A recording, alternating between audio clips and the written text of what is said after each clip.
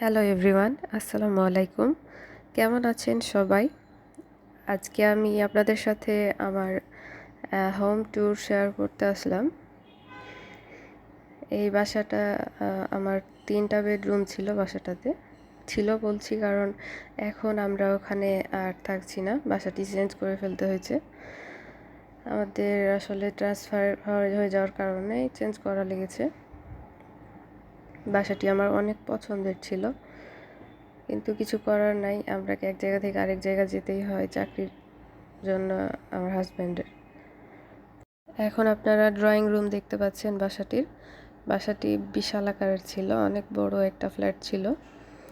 ৩টা বেডরুম ছিল, drawing room ছিল একটা, আর একটা ডাইনিং রুম। তো এই ড্রয়িং রুমটাও অনেক বড় ছিল, আমাদের জিনিসপত্র রাখার পরেও অনেক জায়গা ফাঁকা থাকতো। জিনিসপত্র আমাদের খুব অতিরিক্ত বেশিও না, খুব কমও না, চলার মতো। এটা আমার বুকস, মানে আমার পছন্দের বইগুলো আছে ওখানে, টেবিলেই রেখেছি, পড়ার টেবিলটাতে। এখন একটা বেডরুম, মানে এটা মাস্টার বেডরুমে দেখতে পাচ্ছেন। আমার ছোট বাবু আছে, এই জন্য খেলনা টেলনা ছড়িয়ে ছিটিয়ে আছে। আমি আসলে গুছিয়ে গাছিয়ে ভিডিও করিনি। এটা পাশের একটা বিল্ডিংয়ের ছাদ, ওদের ছাদ বাগান ছিল, দেখতাম ভালোই লাগতো, জানালা দিয়ে সব দেখা যেত। এটা আমার ছেলের খেলার ঘর ছিল, ওর সব খেলনাগুলো ছড়িয়ে ছিটিয়েই রাখা আছে।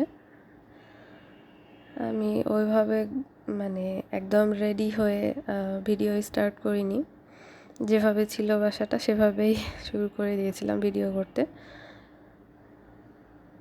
কারণ আমার অতটা ওইভাবে টাইম হয়ে ওঠে না। যখন হয়তো গুছাবো তখন আমার ছেলে জ্বালাবে, ও মানে জেগে থাকবে, তো এই জন্য ওইভাবে সুযোগ হয় না। তখন ঘুমিয়েছিল, ওই জন্য সুযোগ বুঝে মানে ভিডিও করে নিয়েছিলাম।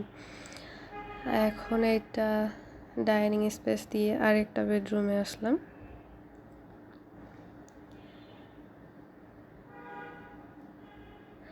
বেলকনিগুলোতে যেতে পারিনি, কারণ শব্দ হতো, এটা ভেবেই দরজাগুলো খুলিনি, আমার ছেলে উঠে যাবে এটা ভেবে।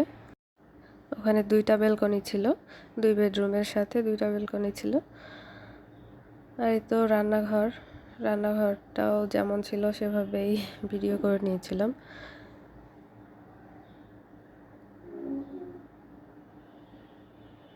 আর ডাইনিং স্পেসটা তো দেখেছেন। ভিডিওটি কেমন লাগলো জানাতে ভুলবেন না।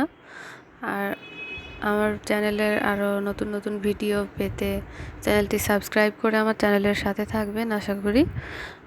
সবাই ভালো থাকবেন। আল্লাহ হাফেজ।